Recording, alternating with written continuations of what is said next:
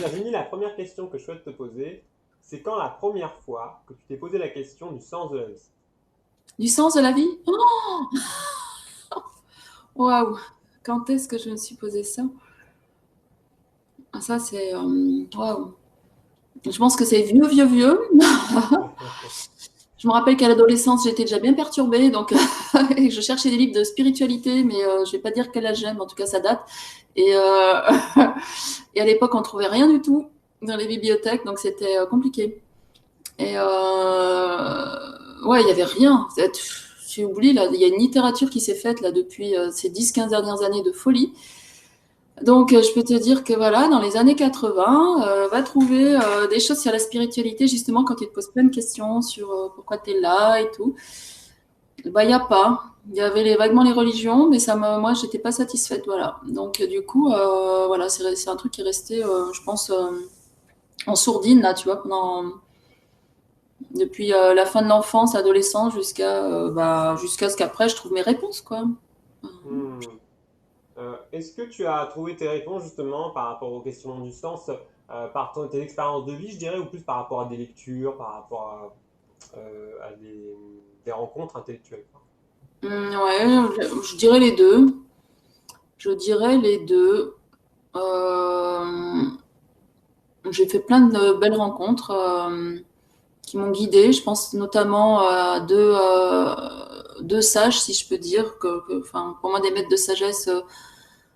Il y avait un maître bouddhiste, un lama bouddhiste qui s'appelle Lama Tenzang, qui quelque part il m'a ouvert vraiment à l'amour. Voilà, il m'a fait ressentir ce que c'était que l'amour inconditionnel. Et dans la même veine, il y a eu Arnaud Desjardins. J'avais dévoré ses bouquins. Hmm. Et dans la foulée, je lui ai écrit et il me dit, bah, il y a une place, enfin, on me répond, il y a une place à l'ashram. C'était juste impossible d'avoir une place dans les 15 jours et j'avais une place. C'est par là, en Ardèche, là, à côté de chez moi. Et du coup, là, c'était des rencontres, voilà, je me rappelle très fortement de ces rencontres, voilà. Mais après, c'est tout un parcours, tu vois. Il y a le parcours dans le chamanisme, donc dans le bouddhisme, un mélange de tout ça, plus et tout ce qui est thérapeutique, énergétique, enfin tout ça, ça construit, tu vois, une sorte de. Il y a un puzzle hein, identitaire aussi. Ouais, ouais. Je me rappelle que chaque personne, ouais, de paroles, par exemple, même en médecine énergétique chinoise, quand je faisais mon cursus, je me rappelle aussi de mon prof que j'adorais, qui était pour moi aussi vraiment un maître, et je me rappellerai toujours d'une de ses paroles, qu'il il avait dit, la vérité, c'est comme quelque chose qui serait au cœur d'un diamant, il y a plein de facettes pour la regarder, chacun la regarde par une facette.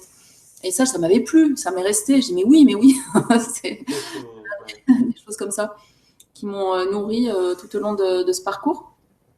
Et puis, et mes expérimentations, mes compréhensions, mes expérimentations. Après, tu vois, il y a eu la médecine symbolique et là, ça a été la prise de ma propre responsabilité, de mon chemin de vie, de ce que je vis, de ce que j'aimais, de comprendre. Là, on rejoint un peu Jung aussi dans cette compréhension de la vie, dans le sens,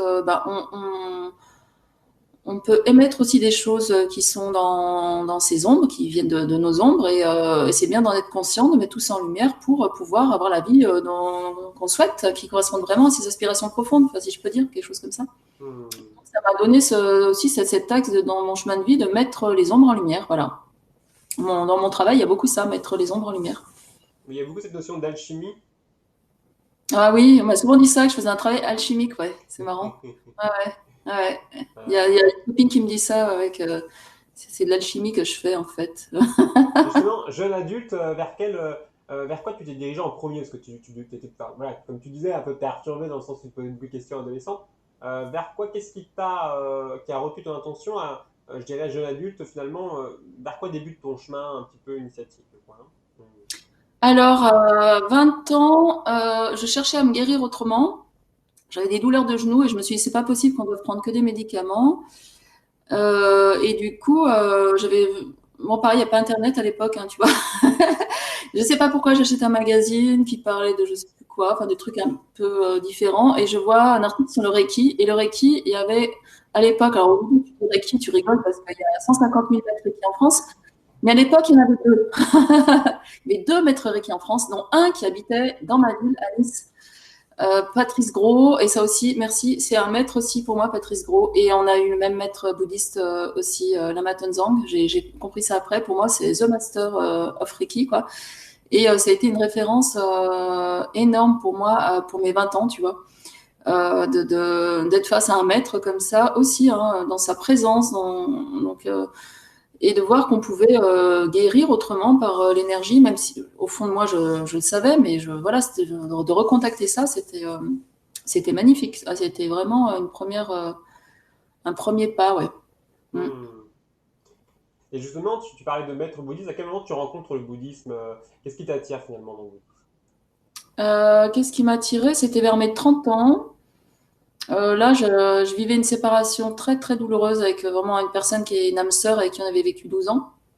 Et bah, je ressentais ce besoin de me retourner vers la spiritualité pour trouver justement encore une forme de sens, comprendre mes émotions. Je me sentais pas bien du tout dans ma vie, pas bien dans mes relations. Et, et puis ça faisait un moment qu'on me parlait de ce centre bouddhiste. Pareil, une autre personne qui m'a initié beaucoup à tout ce qui est énergétique chinoise, qui arrêtait pas de me parler de ça et du bouddhisme. Voilà, ça s'est ouvert dans cette direction. Et il y a un centre bouddhiste dans ma région avec un vrai maître bouddhiste. Et je me suis retrouvée là-bas. Et mon idée, moi, c'était de comprendre mes émotions. Parce que je suis une grande émotionnelle. Moi, je suis 100%, 150% émotionnelle. Je vais pleurer pour un oui, un non. Je vais mettre en colère des fois. Je vois chez moi les émotions. Ça... Et en même temps, j'ai beaucoup de joie. Les gens adorent me fréquenter parce que aussi, j'ai un enthousiasme et plein de joie aussi qui se manifestent dans le bon côté. Hein. Aussi, il n'y a pas que, il y a pas que les pleurs et la colère. Donc, et du coup, j'étais trop embarquée par tout ça. C'était insupportable à cette époque, mes émotions. Et du coup, je suis allée là-bas pour recevoir des enseignements sur notamment tout ce qui était émotionnel. Mais en même temps, j'ai reçu beaucoup d'initiations là-bas, entre autres aussi pour la guérison, pour plein d'enseignements. J'ai suivi tous les enseignements pendant 3 ans. J'ai suivi tous les enseignements du lama. Je ne me rappelle plus hein, parce que maintenant, si tu veux, c'est voilà, bon, j'ai retenu que ce qui était important pour moi. Et après, et après ça, au bout de ces 3 années assez intenses, bah, j'ai retrouvé là-bas un livre sur le chamanisme. Et pareil, on ne parlait pas du chamanisme à l'époque, et il n'y avait toujours pas Internet. Et je trouve un livre sur le chamanisme et la roue médecine, et là, j'ouvre ce livre, et là, ça me fait, ah, ouais, ça m'a fait une espèce de pouf, j'ai dit, oh là là, c'est quoi ce truc là? Faut que je veux découvrir ça, etc. Et j'ai appelé une copine comme ça, et c'est évidemment qui est bouddhiste et qui me fait, ah bah tu sais quoi, justement, ça fait un an que je travaille avec un chaman, nanana, nanana. Et après voilà, ça s'est enchaîné comme ça du bouddhisme au chamanisme en fait. Ouais. C'est intéressant cette notion parce que souvent le bouddhisme, c'est vrai qu'on retrouve un peu j'allais dire, des choses qui sont très chamaniques finalement dans le bouddhisme. Hein. Mm. Alors, sur les différentes pratiques, il y a des différences évidemment. Hein. Oui, c'est complètement chamanique. Le bouddhisme tibétain est basé il y a un fondement chamanique en fait, alors qui a été dilué un peu, qui a été enfin un petit peu décoré par euh, comment dire, ils ont mis ils l'ont un D'autres peu figures. Ouais. gommé, quoi, un petit peu comme bon, nous dans le christianisme on l'a vraiment gommé quoi, mais eux ils l'ont gardé beaucoup plus vivant que nous dans le sens où alors les sons sont super importants. Moi j'ai assisté un jour à un rituel de là-bas de désenvoûtement, donc c'est vraiment très chamanique fait par le lama. Donc le son est très important, les zing zing boum boum, donc c'est vraiment hyper important. Après tu as les paroles, l'intention qui est posée, donc ça c'est ce que tu retrouves dans la plupart des pratiques religieuses ou même les chamaniques, tu mets une intention, il y a du son, il y a un chant, il y a quelque chose. Et après, ça dégageait une énergie de fou. Puis la femme qui était envoûtée, qui était possédée, pardon, même possédée, a fait un bond comme ça. Et après, elle s'est comme réveillée. Elle découvrait le monde autour d'elle. Elle avait plus d'entité avec elle, quoi. Ça m'a choqué ce jour-là. J'ai dit, ah ouais, c'est quoi ce truc en fait on m'avait caché que le bouddhisme c'était. Voilà, et puis ils ont quand même pas mal de déités. Tu vois, tu rentres dans leur temple, tu as des déités qui font peur. Et ils n'ont pas peur de montrer des choses, des sortes de monstres, enfin des dieux ou des déesses qui protègent et qui ont des armes à la main, qui ont du sang. Enfin, tu vois, ça les effraie pas. Voilà, ils n'ont pas la même culture que nous. Ouais, tu veux qu'effectivement le bouddhisme tibétain qui est né dans l'animisme Bon. Du Oui, coup, bonne, c'est ça, ouais, tout à fait. ouais. Oui, et là, on parle des 4 éléments, et après, moi, c'était vraiment la suite de mon travail, ouais, les 4 éléments, et quand tu vois le travail sur les 4 et 5 éléments, c'est quelque chose qui apparaît dans toutes les médecines énergétiques, et qui apparaît, et quand j'ai commencé à creuser ça, ça apparaît chez les druides aussi, et moi, ça m'a relié à la tradition après, donc celtique, druidique, quoi. Ouais, Voilà. totalement là. C'est vrai que Ça quand a on pris commence encore plus. à ouvrir une porte, j'allais dire ésotérique, quoi, hein, dans le sens où ce qui est de l'ordre du caché, de l'invisible, quoi. Et ben, on retrouve des liens entre les différentes traditions et c'est passionnant aujourd'hui d'y avoir accès de façon très, j'allais dire facile à partir du moment où on sait s'orienter, quoi, hein. Mm, mm. Mais c'est vrai qu'aujourd'hui, on a accès à une littérature du monde entier qui nous permet d'avoir une idée déjà du côté universel hein, de ces pratiques. Ouais. Ah oui, puis là, il y a une explosion maintenant. C'est tellement facile de se renseigner, d'avoir des informations. Voilà, c'est juste incroyable. Je me rappelle juste 15 ans en arrière où c'était compliqué. Enfin, non, non, là, vraiment, maintenant c'est facile. C'est pour qui veut. Enfin, vraiment, j'ai envie de dire, qui veut maintenant s'éveiller. Et bah, hier, je travaillais avec une personne, voilà, en individuel, qui est venue me voir pour, voilà, qui est en plein éveil. Et moi, je suis très touchée, toi, ces personnes qui se réveillent comme ça, des hommes à la quarantaine, pof, ils disent, bah, qui s'occupaient jamais de spiritualité, ils sont jamais occupés de spiritualité de leur vie. Et tout à coup, il me dit, ben, depuis 6 mois, un an, 2 ans, il y en a un autre qui m'a appelé pour me raconter la même chose. Oh, je sais pas ce qui m'a pris, mais alors, je commence à dévorer tous les livres. Alors, c'est une chance, quoi. Ils sont j'ai dévoré 60 livres, ça, tel auteur, t'as lu. Je dis, ah, non, non, j'ai pas lu, moi. C'était déjà passé, si tu veux. C'est fini, là. Je suis plus là dans ces phases-là, en fait. Et c'est trop rigolo. Donc, mais c'est touchant, quoi. C'est vraiment touchant Ouais. de voir en ce moment tous ces éveils spontanés de gens qui n'avaient rien à voir, qui sont jamais préoccupés de spiritualité. Alors que moi, finalement, j'ai toujours baigné dedans depuis gamine. J'ai toujours été très attirée par ça. Hein.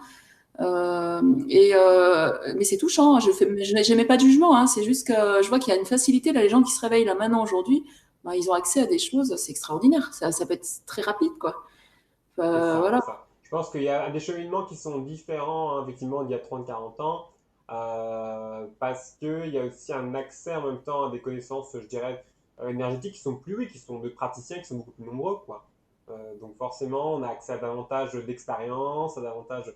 voilà, toi, tu as eu quand même cette chance, j'ai l'impression d'être dans un endroit où il y avait quand même déjà des choses, hein, beaucoup qui est très ancré dans différentes cultures spirituelles aussi. Mhm. Mais c'est vrai que je pense que notre endroit en France, il n'y avait pas forcément accès au même, voilà, au même choix, aux mêmes possibilités, hein, c'est sûr. Oui, sans doute aussi. Ça, je sais pas. Je peux pas comparer, mais ouais. Ouais, Ok. ouais. Mais en tout cas, voilà, mon chemin, ça a été surtout ça. Après, moi, j'ai été attirée par plein de choses. Mais après, tu fais des choix. Hein. Même la spiritualité soufie me parle, me touche vraiment, vraiment beaucoup au cœur aussi. Le tantrisme, Osho, les enseignements d'Osho, etc. Ça me parle aussi beaucoup dans la présence, là, à l'instant, à soi. Enfin, vraiment, il y a beaucoup, voilà, beaucoup de courants comme ça, moi, qui m'inspirent, mais je peux pas, je suis absolument pas pratiquante aujourd'hui d'un courant, tu vois, c'est pas possible, en fait, voilà. Ouais. Tu te sens toujours aujourd'hui, j'allais dire, débutante en exploration? Si je sens débutante en exploration, tu parles des explorations des mondes invisibles, là? Oui, de la vie, j'allais dire en général. Non, là, je commence à me sentir un peu plus, quand même.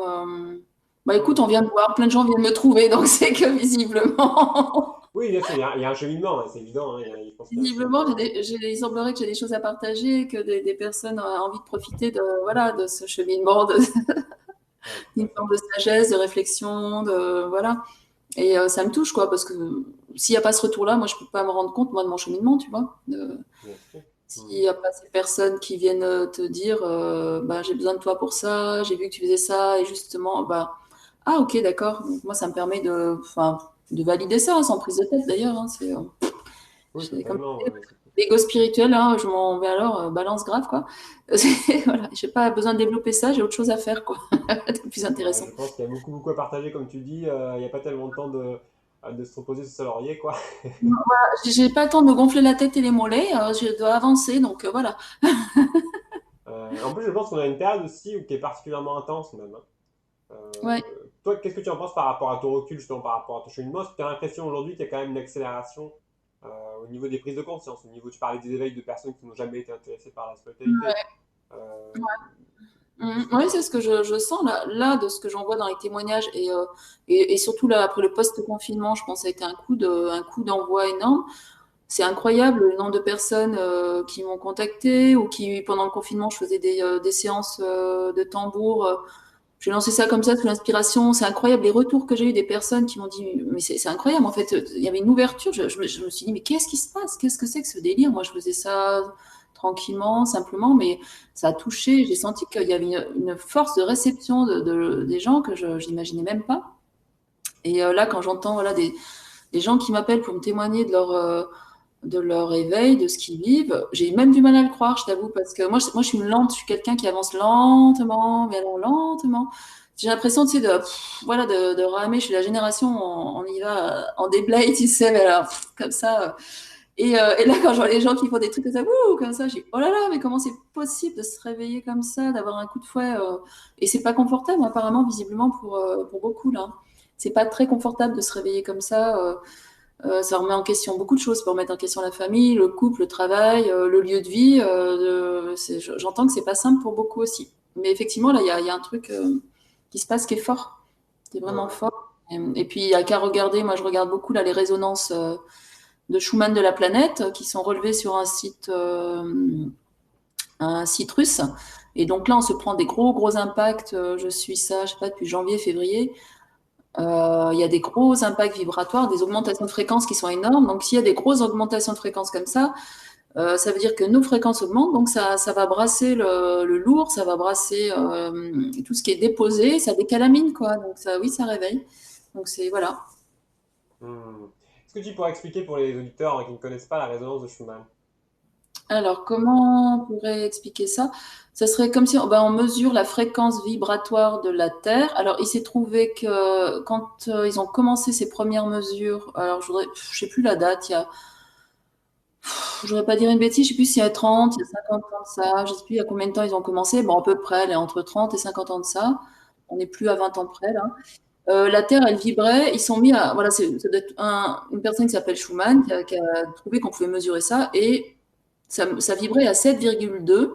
Alors, la mesure, je sais plus, c'est mégahertz, hertz, mégahertz, quelque chose comme ça. Bon, peu importe. Tout ça pour Oui, dire que c'est une échelle. là, on a des journées là avec des poussées pendant plusieurs heures où on est à plus de 70, voire à 90. Voilà. On est parti de 7,2, 7,3. Et on monte, on est sur des taux vibratoires de dingue en ce moment, avec des poussées de dingue. Et il y a eu sur les éclipses, le temps des éclipses, carrément des zones noires, ce qu'ils appellent des zones noires. Tu les vois apparaître clairement sur ces relevés, ça veut dire qu'il y a vraiment, on appelle un reset, quoi. Si d'un seul coup tout s'arrête, il y a même plus, la Terre n'émet plus aucune fréquence, boum, il y a un arrêt comme ça. Donc, je te dis pas au niveau d'impact du corps, quoi, et pouf, ça repart après, quoi. Donc, pendant 1 heure, 2 heures, donc c'est intéressant de voir ce qui se passe sur la planète en même temps que le reste, les différentes crises et tout. Je trouve ça vraiment intéressant. Voilà. Moi, je pense beaucoup aussi qu'on est impacté en termes d'inconscient collectif, quoi. Il y a ça qui se joue quand même de collectif, hein. Tu parlais de Jung tout à l'heure, c'est vrai qu'il y a cette conception quand même, qu'il y a quand même une forme de pensée collective, quoi, hein, Ouais. qui Mhm. se construit. Puis suivant la culture aussi, hein, suivant la culture où on est né, le pays où on est né, il n'y a pas exactement les mêmes formes, tu vois, penser, hein, ça dépend. Ça dépend. Je dirais qu'en France, c'est un peu lourd quand même. Bah, c'est-à-dire que oui, on vit une période bon, qui est particulièrement, disons, qui peut être particulièrement stressante, angoissante selon les personnes, hein. En tout cas, il y a un manque de visibilité. D'autres personnes le vivent très bien, hein, voilà. Mais effectivement, on entre dans l'inconnu, quoi, c'est sûr.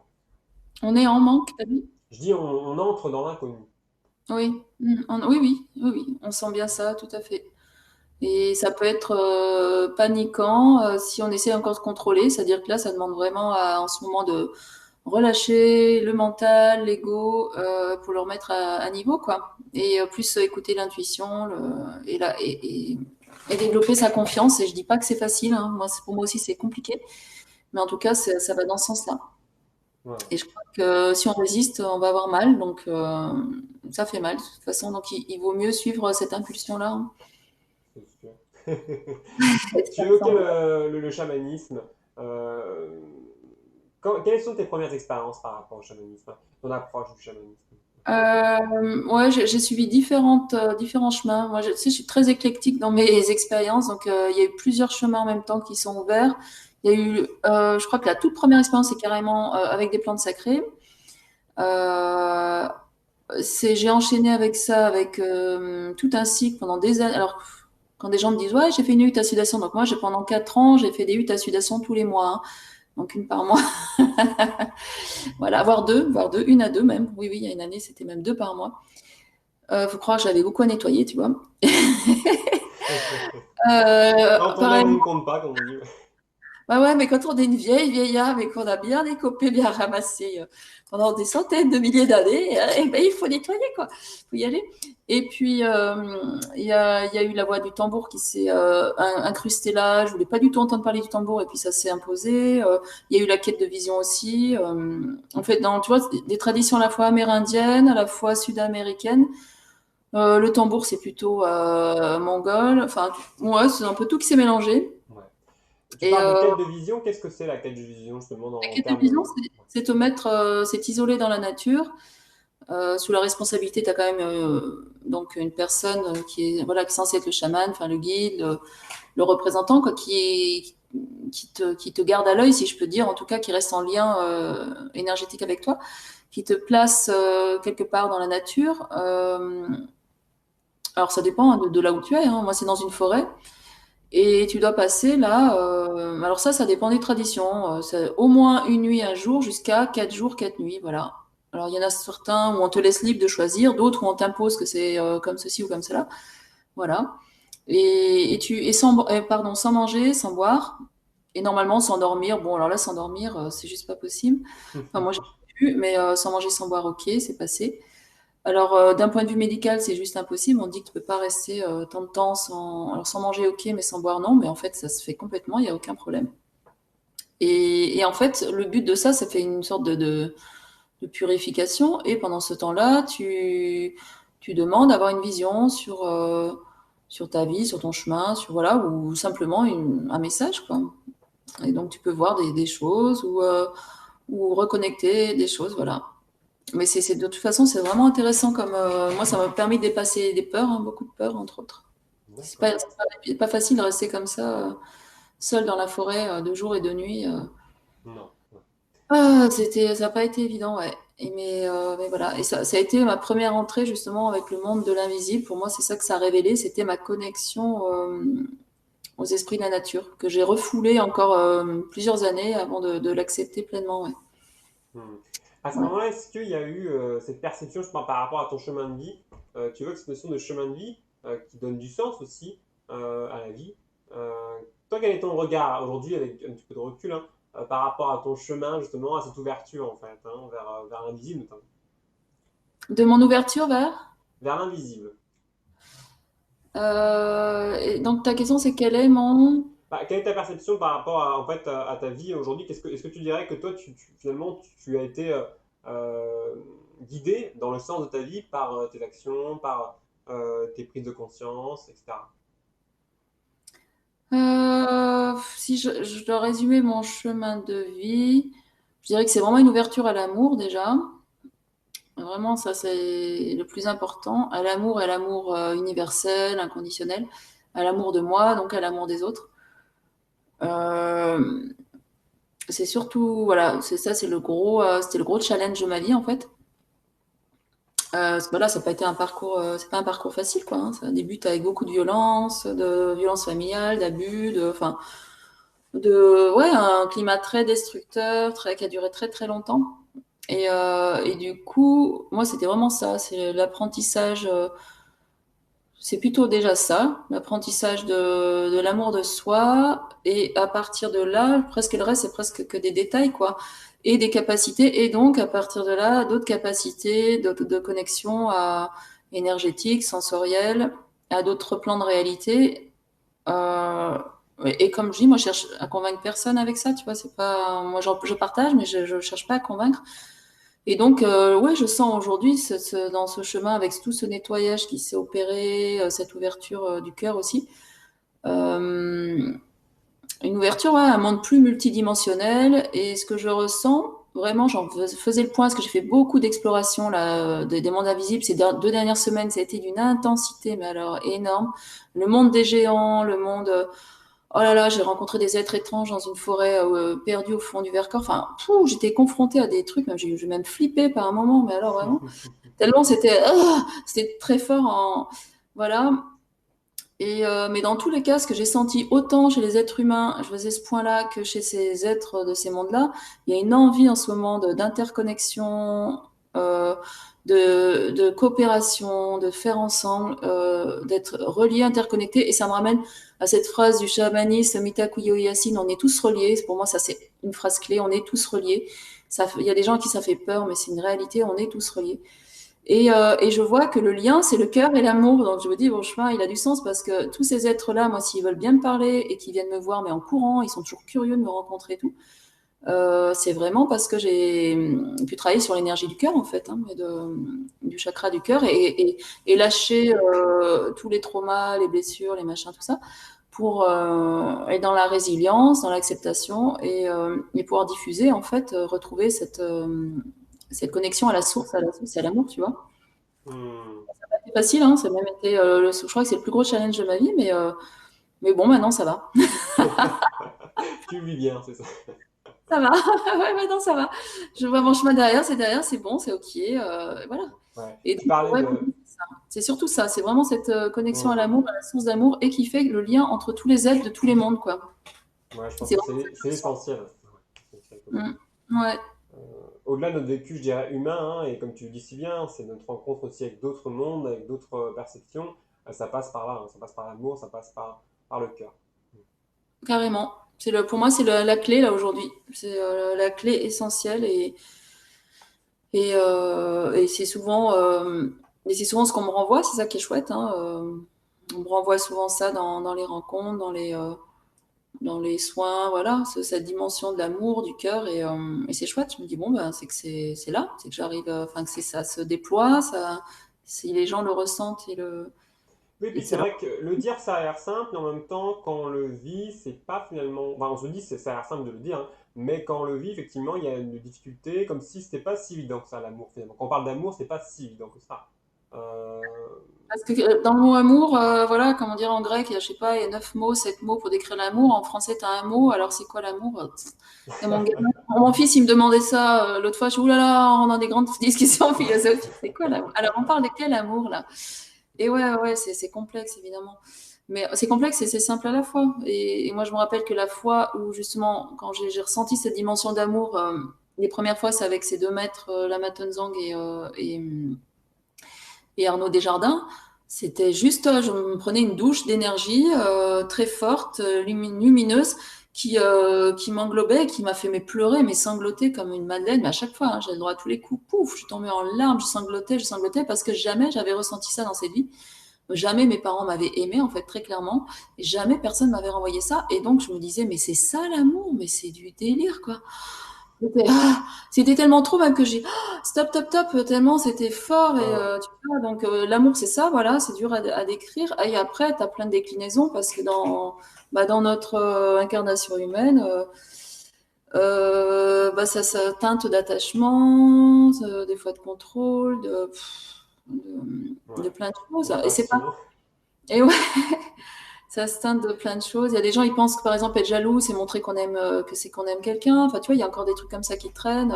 Bon, j'ai l'impression que ça se défait, mais ça dépend où, ça dépend dans quelle conscience. Ouais, bien sûr. Et donc, tu vois, c'est comme s'il y avait plusieurs graduations sur cette notion d'amour et que dans la notion ultime, il y a quelque chose, c'est un courant d'énergie fabuleux et lumineux et qui est extatique, voilà, extatique.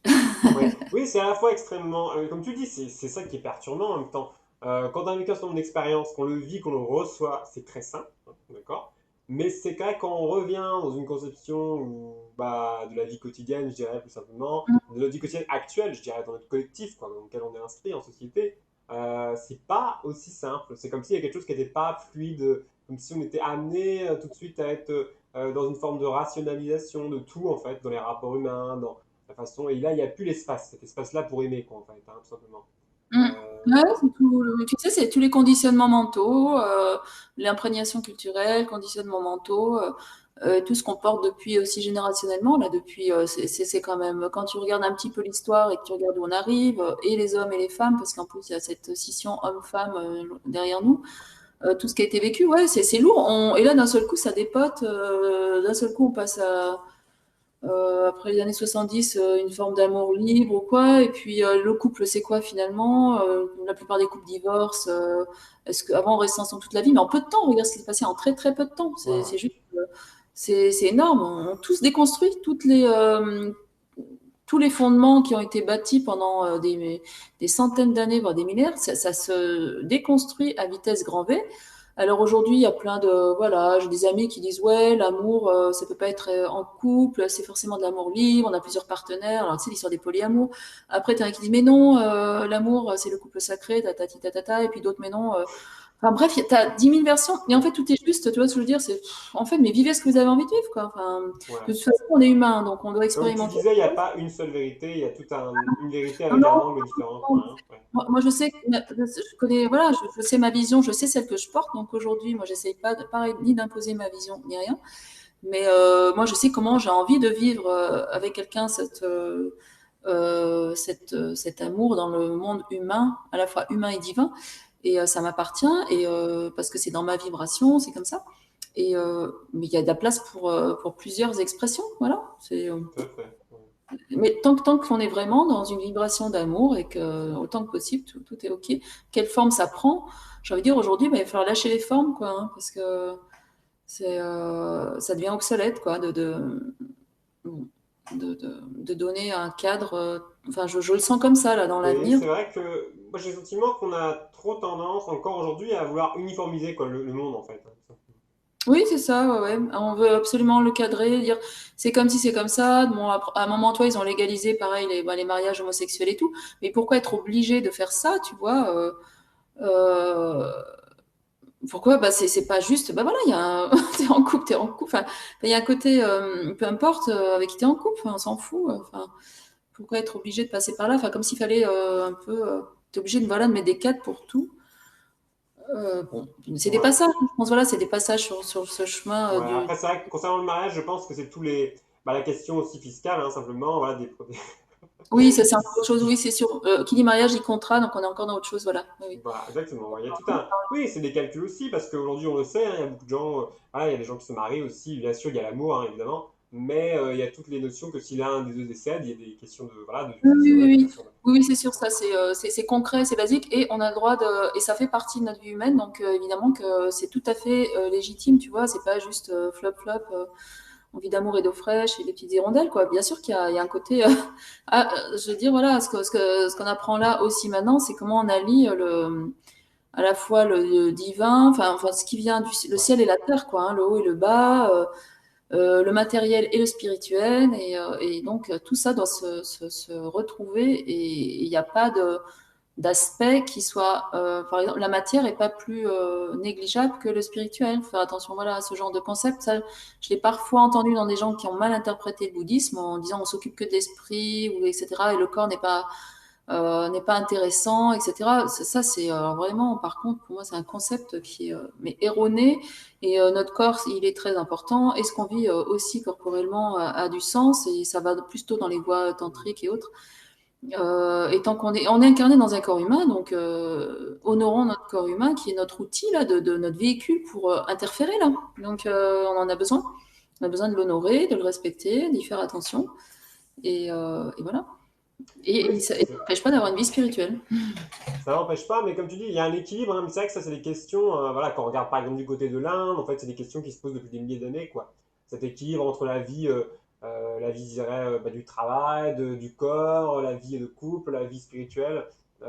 Et c'est vrai qu'on voit aussi qu'ils ont dessiné d'ailleurs un petit peu en Inde une carte de différentes possibilités, quoi. Là aussi, ils n'ont pas fait, il y a une vérité, non, ils ont fait ce qu'on appelle le yoga, quoi. En fait, il y a différents types de yoga, bah, c'est exactement ça, quoi. Mhm. Ok, là, Différentes pratiques ouais. spirituelles. Ouais. Ok, Ouais, ok. il y a vraiment ça qui se pose. Pour toi, tu évoquais aussi la médecine symbolique. C'est intéressant, est-ce que tu pourrais nous expliquer ce qu'est la médecine symbolique en bref? Oui, la médecine symbolique, c'est une façon de résumer. Ils l'ont appelé comme ça, les formateurs, enfin ceux qui l'ont découvert et qui l'enseignent, parce qu'ils estiment que l'esprit ou les esprits, moi je dirais les esprits en chamanisme, parlent par symbolisme. En fait, pour interférer dans notre monde humain, pour qu'on comprenne les messages, on leur donne des symboles ou même des archétypes. Donc, par exemple, dans le chamanisme, ça va être, on va te dire que tu vas regarder les animaux qui vont se manifester à toi, vont avoir un message. On pourrait les comparer comme à des archétypes. Et dans la médecine symbolique, on va regarder, par exemple, si tu as une douleur, à quel endroit elle est. Alors ça, c'est assez classique dans dis-moi où tu as mal, je te dirai ce que tu as, tu vois, ce genre de choses. il y a ce type de symbolique. Donc, par exemple, dans quelle partie du corps j'ai mal, c'est relié à quel organe, cet organe symbolise quoi. Donc, ça, on retrouve plein de décodages aussi en médecine symbolique et en médecine chinoise, je voulais dire. Par exemple, le foie, on l'appelle le général des armées en médecine chinoise. Ça veut dire que le foie, il gère le territoire, il est relié au père, etc. Donc, si quelqu'un arrive et qu'il a, par exemple, une entité qui est collée sur le foie, en énergétique, bah, ça a du sens. Moi, je l'interroge par rapport à toute la symbolique du foie. Ensuite, par exemple, quand je travaille sur une harmonisation de maison, suivant là où on trouve une entité, donc une pollution, si elle est émotionnelle, elle peut être émotionnelle, mentale, paranormale, enfin bref, suivant où elle se trouve, c'est carrément parlant. Par exemple, si elle est installée sur le lit des personnes, c'est pas pareil que si elle est dans la salle de bain ou que si elle est sur le siège du chef de famille dans la cuisine. Enfin, tout ça, c'est juste, ça a du sens. Alors, Ouais. une émotion de colère qui est située, voilà, sur le siège du chef de famille dans une maison, c'est pas pareil que si elle est située sur le lit du couple ou que si elle est située dans la chambre du bébé. Enfin, tout ça, ça a du sens. Et donc, c'est comme si dans ce principe-là, par exemple, en médecine symbolique, on prend la maison comme une extension du corps. Dans la maison où tu habites, c'est une extension de ton corps. Et tout ce qu'on va trouver dans cette maison sous la forme invisible, et là où ça se trouve, va parler de toi. Et on va aider à mettre du sens là-dessus, à dire, tiens, pourquoi il y a une émotion de qui est reliée à tel événement pour toi, qui se trouve à tel endroit. Ça fait déjà 3 décodages. La date, à quoi est reliée cette émotion, quelle émotion c'est, à quel événement elle est reliée, et où est-ce qu'on la trouve dans ta maison. Et tout ça, ça met énormément de sens. Ça permet donc à la personne de s'approprier sa guérison, de faire des prises de conscience. Quand je dis prise de conscience, ça veut dire mise en lumière. Ce que je t'expliquais, moi, ce que j'aime, c'est la mise en lumière. Donc, s'apercevoir qu'il y a eu des choses qui ont été générées et qui créent, en fait, aujourd'hui un inconfort. Et que le fait de se rendre compte de ça, de mettre en conscience en lumière, après, on peut faire une résolution énergétique, c'est-à-dire nettoyer cette pollution, enlever les empreintes de cette pollution. Et la personne peut changer de niveau de conscience, en fait. Donc, Hmm. Ouais, voilà. Et par exemple, comme bah, ce matin encore, je bossais là-dessus, il y avait, quand tu as des objets chargés dans une maison, des fois ça me dit, bon, il y a un objet chargé, on va voir l'objet chargé, ben, c'est rigolo. Si tu as le vase de la belle-mère qui t'a été offert et que tu détestes sa belle-mère il y a 5 ans et puis que ça monte le vase de la belle-mère, ça veut dire quelque chose. Ou le masque et tuba de ton ex qui traîne au fond du placard. Enfin bref, il y a des trucs comme ça, c'est drôle et tout ça, ça parle, quoi. Voilà, tiens, pourquoi ça, pourquoi cet endroit. Et donc la médecine symbolique, c'est ça, c'est parler avec les symboles. Et entre-temps, bah, moi, j'ai vraiment travaillé sur d'autres symboles, c'est-à-dire les symboles c'est ajouté, moi, dans mes soins, les formes géométriques. Donc, j'ai travaillé sur les symboles géométriques. Pourquoi des fois je me retrouve à faire des carrés autour des gens, des triangles, des losanges, des spirales. Donc, ça m'a demandé à m'interroger là-dessus, sur le symbole de la géométrie. On m'a offert aussi des solides de Platon qui sont taillés suivant les 5 éléments. Donc, parfait, moi qui travaille avec les éléments, super. Donc, j'ai vu qu'il y avait une symbolique avec ces formes-là. Donc c'est fort le symbole, si tu regardes bien, c'est quelque chose de ouais. fort. Il y en a partout, il y en a dans nos églises, il y en a, et le symbole est porteur d'une signification. Il peut être comme lu, déplié, tu vois. Je sais pas comment dire, on peut le voir dans plusieurs dimensions justement. Et c'est pour nous parler. C'est pour nous parler en fait. C'est pour donner du sens, pour nous parler. Donc c'est comment, voilà, ce serait comment le monde invisible peut parler avec nous par le biais de symboles, de positionnement, de formes, voilà. Oui, oui. Tu me parlais d'expérience justement par rapport au monde invisible. Pour rentrer un peu dans le détail, tu parlais notamment des esprits de la nature, hein, de ce Mm. côté refoulé. À quel moment toi tu auras une perception plus, j'allais dire, plus directe, hein, des mondes invisibles? À quel moment j'ai eu des perceptions plus directes? Oui. C'est ça? C'est-à-dire à quel moment tu vas rentrer dans vraiment une exploration ou dans un dialogue en fait, hein, quand ça s'est présenté à toi et que c'était une expérience particulière. Bon, tu m'as parlé effectivement de ton cheminement par rapport à un ensemble d'expériences déjà. Mais disons à quel moment tu t'es dit là oui, ok, je commence vraiment à dialoguer quoi, avec l'invisible de façon beaucoup plus, j'allais dire, directe. En fait, chez moi, c'est très progressif, donc j'ai pas l'impression, je sens pas des paliers, je sens que c'est juste. Chez moi, ça fait comme une, tu sais, une courbe. Enfin, j'ai l'impression que D'accord. ça monte comme ça, voilà. Donc, j'ai pas la sensation d'avoir. J'ai l'impression non que c'est chaque fois un peu plus, tu vois, qu'on m'en Ouais. donne un peu plus à chaque fois. Mais ce qui est sûr, c'est quand j'ai appris le maniement des baguettes, pour moi, c'était très important.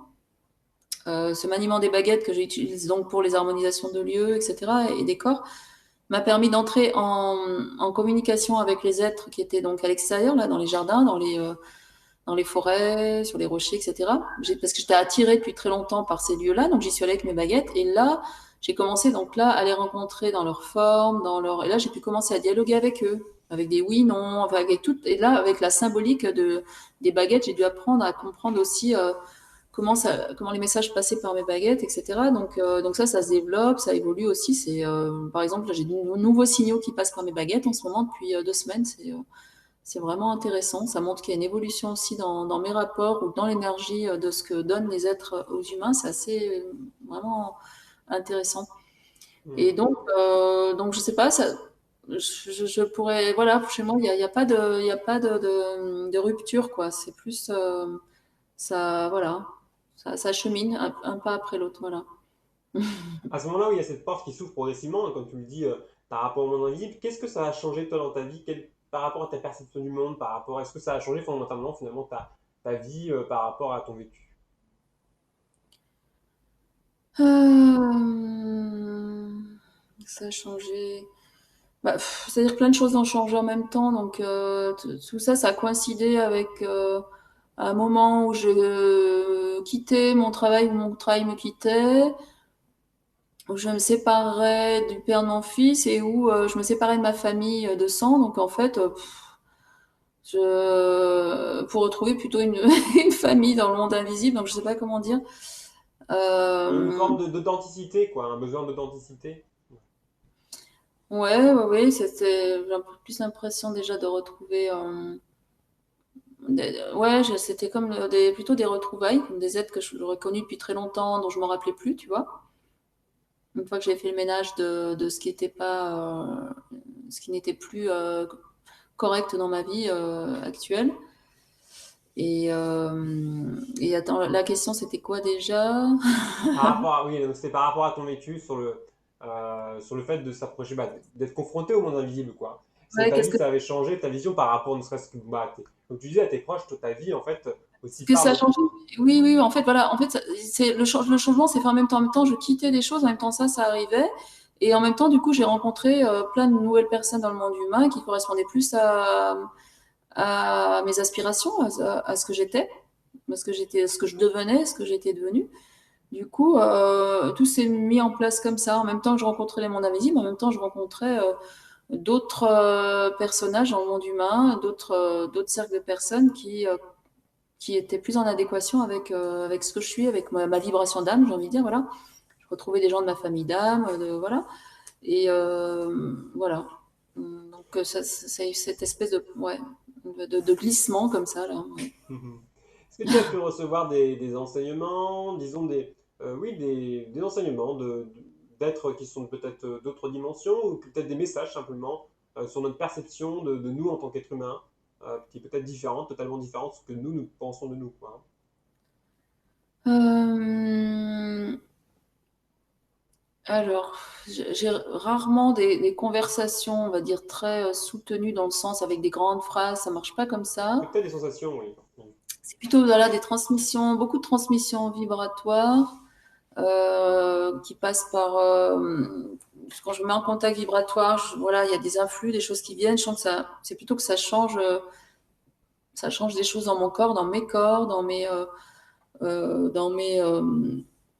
centre énergétique. Donc j'ai souvent eu l'impression de rencontrer des êtres qui prenaient plutôt soin de moi, de ce que j'étais, de mes corps, pour que j'aille mieux, pour que je puisse faire ce que j'avais à faire. C'est surtout cette dimension-là qui s'est révélée. Après, la première fois que j'ai rencontré le dragon qui m'accompagne, il y a eu des moments très forts, comme avec plein d'images qui sont arrivées, où voilà, je me voyais des images de la première fois que je l'ai rencontré, je faisais comme un pacte avec lui. Euh, pour qu'on pour qu'il soit mon guide, etc. Enfin, il y avait toute une histoire comme ça. Donc il y a des fois, c'était fort. Et puis le fait quand vibratoirement tu rencontres des êtres que tu connais dans ton âme, moi ça m'est arrivé plusieurs fois de me retrouver mais à plat ventre par terre, à sangloter. Mais alors quand je suis toute seule encore ça va, t'es toute seule en haut de la montagne, tu tombes par terre, tu pleures, il y a personne pour toi. Ça m'est arrivé moi une fois avec un groupe aussi, avec un petit groupe et pouf, au moment où j'étais en train de leur dire bon alors on va rencontrer des elfes, super, ah il y a un elfe et tout, puis toute contente et au moment où je me mets en contact vibratoire avec lui et que je commence pareil, à donner les messages, je sais pas, il me parlait. ouais, de ce que j'avais compris qui venait, voilà, il me dit, ouais, j'avais compris ça, qui venait d'une autre planète, qui s'était installé sur Terre il y a longtemps, qu'ils avaient aidé les humains à un moment, etc. Et puis qui s'était retiré, qui s'était parti sur d'autres plans. Et au moment où j'arrivais à cette histoire-là, je commençais à éclater en sanglots, à pleurer. Et deux fois, trois fois, je dis non, mais là, ça va pas, quoi. Qu'est-ce qui se passe?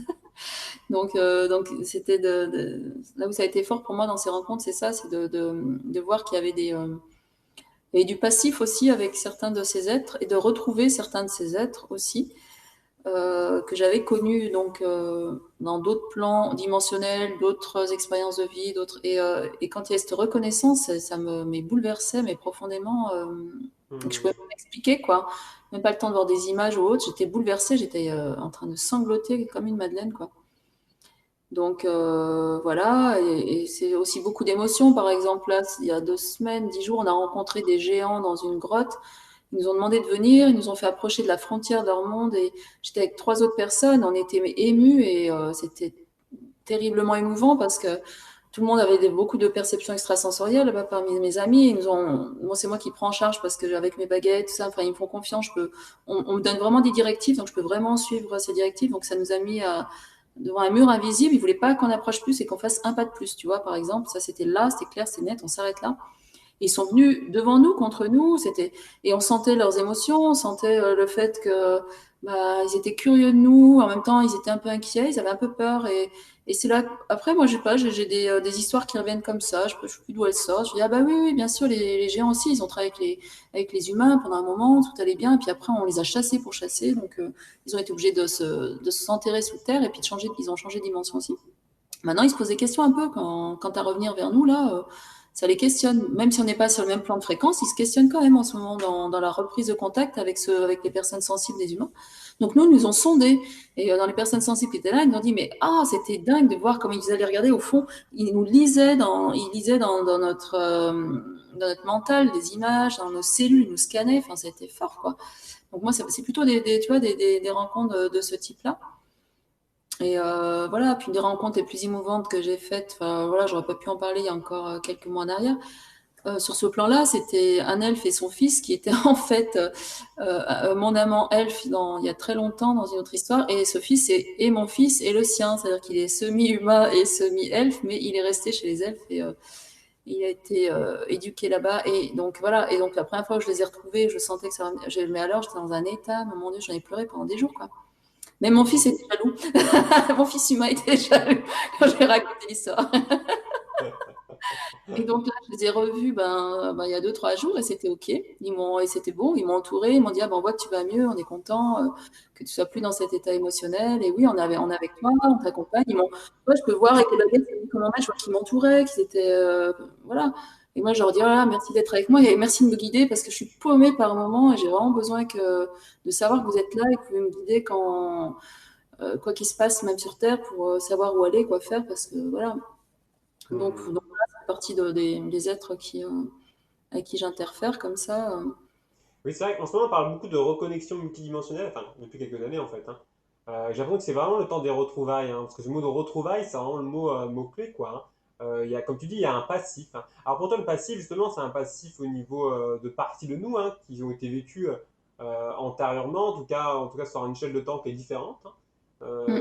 et qu'aujourd'hui, on peut retrouver de par nos ouvertures.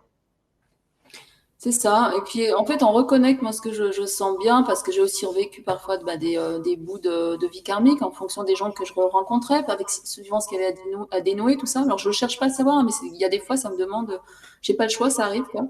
Et ça m'a permis de voir que des fois, ça demande d'aller dénouer des choses. Quand ça arrive, c'est bien, c'est de voir qu'est-ce qu'il y a à dénouer dans une vie passée, enfin, ou multidimensionnelle. En physique quantique, ils ne parlent même pas de vie passée. Pour eux, il n'y a pas de passé, quoi. C'est toujours là, c'est actif, hein, et on peut aller puiser des informations dans nos différentes vies comme ça.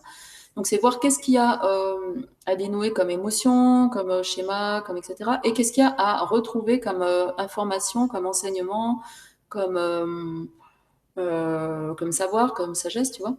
Et ça m'est arrivé beaucoup de reconnecter des choses comme ça par les voyages chamaniques, entre autres, le voyage au tambour, de revisiter par exemple des vies où, quand j'étais prêtresse d'Isis, par exemple, en Égypte, tu vois, je me suis retrouvée plusieurs fois en train de danser. Voilà, je ne me rappelais même pas de ces images, quoi, avec les ailes, les bras en forme d'aile, enfin bref. Enfin, des choses comme ça. Puis après, je vais rechercher les informations. Je me dis, oula, qu'est-ce que c'était que cette image?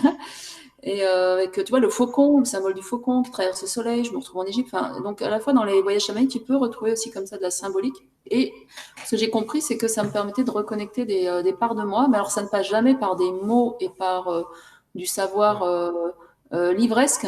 D'ailleurs, je lis quasiment plus maintenant. C'est pas quasiment plus, je ne lis plus. Ouais.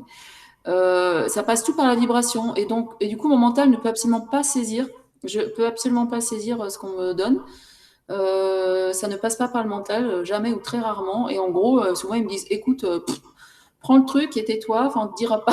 Tu verras, tu sauras quand tu devras savoir. Donc ça, c'est super agaçant pour le mental, mais c'est comme si non, on voulait pas que je brasse avec le mental les choses. Donc je peux difficilement, tu vois, te rapporter vraiment des Oui. conversations. C'est plus des expériences vibratoires en fait. Ouais, je le comprends très bien. C'est vrai que moi j'ai un cheminement assez similaire aujourd'hui, c'est-à-dire que je peux plus lire. D'ailleurs, j'ai plus l'envie, j'ai plus ne serait-ce que la capacité de lire. J'ai essayé récemment pour voir, et puis non, au bout de 5 minutes, je sentais que c'était pas juste en fait. Mm, mm, mm. Et c'est vrai que c'est plus par le ressenti où on a besoin d'expérimenter, voilà, d'expérimenter directement, quoi, de ressentir vraiment. C'est important. Ouais, ouais, parce que la lecture, ça met une distance. Et alors ça peut déclencher des choses, hein. Voilà, moi j'ai eu beaucoup lu aussi, mais Bien là en ce sûr. moment, je me rends compte que j'en suis plus là et que sur mon chemin aujourd'hui, je peux même plus aller faire des stages, des choses, enfin aller consommer des stages et trucs. Je peux pas en fait. Ça me demande depuis plusieurs années d'expérimenter par moi-même, de tout retrouver par moi-même. Ça me dit non, non, débrouille-toi, on va te guider. On est là, on va te montrer, etc. Donc des fois c'est un peu flippant. Mais du coup, sur mon chemin, il y a ce côté-là aussi, c'est je dois tout retrouver et en me laissant guider. Et quand je trouve les choses, là, je vais chercher sur le net. Là, ok, là, je lis parce que je dis, tiens, c'est bizarre ce que j'ai vécu là, qu'est-ce que ça veut dire ça? Et là, je cherche et je trouve, ah, d'accord, on vient de me montrer ça, ça, ça. Donc là, c'est intéressant dans ce sens-là, en fait. Plus intéressant dans ce Ouais. sens-là. Ce qui me frappe aussi, c'est la cohérence entre ces expériences. Quand on échange avec d'autres personnes qui vivent bah, des choses similaires, on se rend compte qu'eux aussi, il y a même cheminement, enfin, il y a un cheminement qui est assez similaire finalement alors pas dans le vécu, mais disons dans le ressenti, quoi, dans ce qu'ils ont finalement, dans les étapes en fait qu'ils ont traversées, dans des expériences qui sont parfois différentes, mais en même temps qui mènent à la même chose, au même résultat. Donc on sent qu'il y a une évolution qui est à la fois individuelle, mais qui en même temps qui est partagée par tous, quoi. Ouais, comme je te disais, tu sais, on est tous reliés, donc voilà, ça avance, ça chemine, tu vois, ça il y a des groupes qui en tirent d'autres, des humains, tac, tac, et ça, on avance comme ça, quoi. Et il y a des paliers qui montent, donc on monte les paliers ensemble, hein, dans ce chemin d'âme, ouais. Aujourd'hui, qu'est-ce que tu proposes justement, Virginie? Est-ce que tu proposes des accompagnements en particulier? Est-ce que tu as une activité en particulier sur l'accompagnement au niveau thérapeutique, au niveau, je dirais, des canaux sensoriels, au niveau de ce que tu proposes, au niveau de la découverte des mondes invisibles? Oui, il y a plein de choses que je propose, entre autres dans ce que je fais, là, c'est notamment par exemple cet été, on fait des sorties, ce que j'appelle lieux sacrés. Alors après, bon, lieux sacrés ou hauts lieux vibratoires ou lieux d'enseignement, voilà. Euh, donc là, je pars avec des petits groupes, moins de 10 personnes, et un ami qui m'aide aussi, qui est là, qui a une grande sensibilité. Et on part donc recevoir l'enseignement des lieux.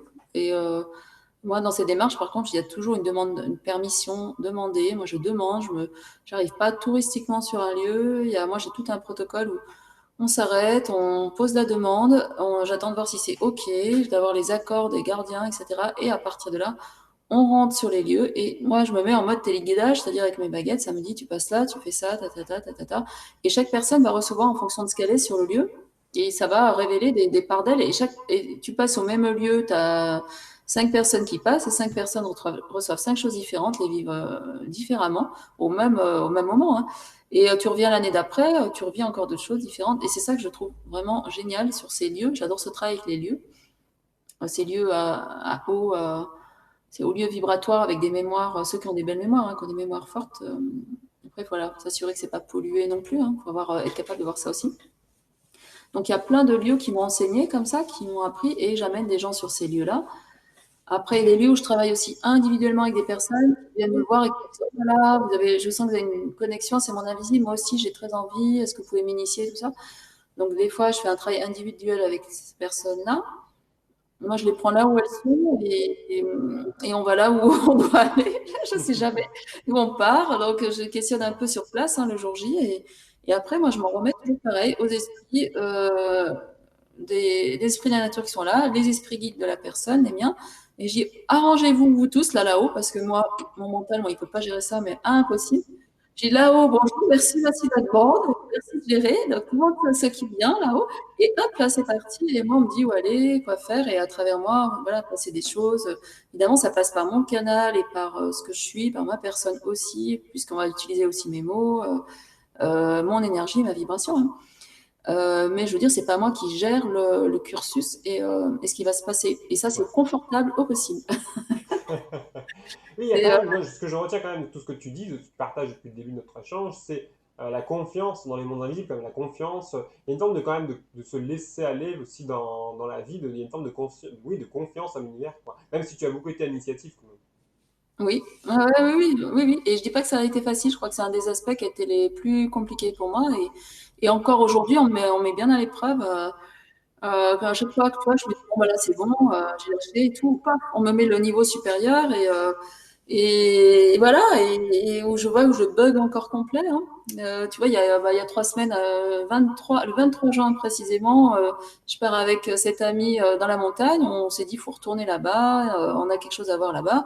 Et là, on rencontre un dragon. Et le dragon, voilà, on échange, il nous fait un soin, super. Bon, jusqu'à là, tout va bien. Je contrôle tout, là, tout va bien. Je maîtrise, je connais, ça va. Après, il nous dit, je garde un portail dimensionnel. Ouais, c'est bon, je connais les portails dimensionnels. On va voir le portail dimensionnel. Bon, là, ça commence à se compliquer parce que finalement, il nous demande de nous placer à certains endroits. Je fais, ah, tiens, c'est bizarre, tiens. D'habitude, ça fait pas ça. On place pas sur les bords du portail dimensionnel. Bon, bah là, ça nous met là. Puis là, on reçoit plein de choses et tout. Mon ami en face, il faisait des bons qui est très très sensible. Il faisait des bons comme ça. Je fais oula. Bon, moi, j'arrive à encaisser autrement les énergies, donc je me rends pas compte de l'intensité. Fait qu'il faisait des bons, quoi. Il me fait oulala, oulala, oulala. Ok. Bon, et après, on sort de là. Je dis bon, bah voilà, quoi. Et puis là, ça me dit non, non, pas voilà. Et là, je vois mes petites baguettes qui font ouh, qui montent un petit chemin là dans la montagne, sur la colline. Je fais comment ça, le petit chemin? Je fais quoi? Faut suivre le chemin là? Bah oui. Ah, bon, ben, et Benoît, il fait, bah allez, vas-y, quoi. Alors lui, c'est son truc, allez, vas-y, quoi. Je sais, bah quoi, allez, vas-y, on sait pas où il va, ce chemin, il est même pas balisé. Bah ouais, mais vas-y, bon, vas-y. Donc on commence à suivre ce chemin, mais on marche, 10 minutes, 15 minutes, puis tu sais, il y a des obstacles sur le chemin, il n'est pas très fréquenté, donc il y a des arbres, et puis on contourne comme ça une falaise, et puis après qu'on va contourner la falaise, on arrive sur un pierrier, je fais, ah là là, non, non, je fais, non, ça suffit, là, maintenant, c'est hors de question. Il fait, mais allez, vas-y, regarde, il y a un chemin sur le pierrier. Ah oui, il y a un chemin sur le pierrier. Bon, allez, bon, je traverse le pierrier, ça continue encore. Puis je dis, non, mais stop, là, maintenant, c'est n'importe quoi. On ne sait pas où on va, c'est dangereux, regarde, il y a des falaises quand même. Et puis, deuxième pierrier, et il me fait, mais non, regarde, il y a encore un chemin sur le pierrier. Ah oui, je ne l'avais pas vu. Donc, je remarche je suis le chemin. Puis, j'arrive au bout du pierrier, et là, il n'y a plus de chemin. Puis, là, c'est quand même, ça descend comme ça. Puis, en face, il y a une forêt, mais inextricable. Et là, je dis, ah non, non, non, cette fois, c'est terminé, j'en ai ras-le-bol. Je fais, mais c'est n'importe quoi. Je dis, mais vous me foutez quoi là-haut, là? Où c'est que je dois aller? Mais qui c'est qui me guide déjà, au fait? C'est toujours le dragon? Et ça me dit, oui, oui, oui, c'est moi. Mais j'étais énervée, là, j'ai le mental qui buguait, mais alors grave. Et derrière moi, Benoît qui me fait, mais allez, mais vas-y, quoi, continue. Mais regarde, ça passe dans la forêt, là. Tu passes là-dessous, puis là-dessus. Je fais, mais merde, quoi. Et du coup, j'étais là, mais vas-y, passe. Et non, non, non. On arrive à traverser ce bout de forêt, vraiment, qui était pas, il n'y a plus de sentier. Jusqu'à ce qu'on arrive à ce moment-là dans une sorte de ravin. Et là, je tourne la tête et je vois une pierre, mais une dalle énorme, quoi, à cet endroit-là, juste au-dessus de la falaise. Et là, ça fait bing avec ma gâche. Eh oui, c'est là, t'es arrivé. Tu vois quand tu fais confiance. Wow. Et du coup, on arrive sur cette dalle et là, fou, cadeau, mais énorme, quoi. Et après, bon, je me marrais, mais franchement, enfin, il n'y aurait pas eu à ce moment-là mon ami là derrière.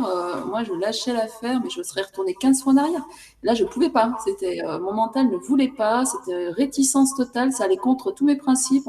Suivre un chemin non balisé sur une montagne où c'est dangereux, où il y a des éboulis et que moi, j'étais conditionnée en tant que randonneuse aussi. Enfin, tu vois. Donc, c'était pas possible. Ça passait pas là. C'était C'est ça, passer ouais. dans il n'y a pas de chemin, non, c'est pas possible. Donc des fois, ouais, on me fout la pression comme ça.